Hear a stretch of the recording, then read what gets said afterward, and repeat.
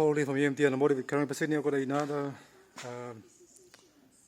996, the IMS bearing. We're just putting it back together today. So we're going to start up. I already cranked it without the fuel pump fuse, so I've got oil pressure.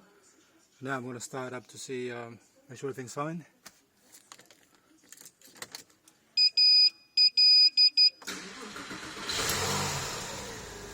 Yep, oil pressure's good.